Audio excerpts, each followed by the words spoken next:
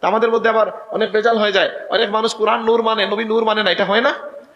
তা আমি প্রশ্ন করি অনেককে যে কোরআন কিভাবে নূর, একটু বলেন তো আমাকে, এটা ব্যাখ্যা কি? কোরআন নূর হচ্ছে এটা, এটা করলে পড়লে মানুষ কি হয়, মানুষের জীবন নূরানি হয়, নূরের জগতে সে দাখিল হয়, নূরের জান্নাতে যেতে পারে, এটা হেদায়েতের নূর। তাইলে আমাকে বলেন নবী কি হেদায়েতের নূর না? মানে নবী কি, নবীকে দেখে মানুষ হেদায়েত হয় নাই? নবীর কথা শুনে সুহবতের কারণে মানুষ দামি হয় নাই? যেহেতু যে অর্থে নবী নূর, কোরআন নূর, সে অর্থে বতরি কাউন আমার নবীও নূর, কোনো অসুবিধা নাই। এগুলো নিয়ে তর্কে জড়ানোর কোনো মানে হয় না।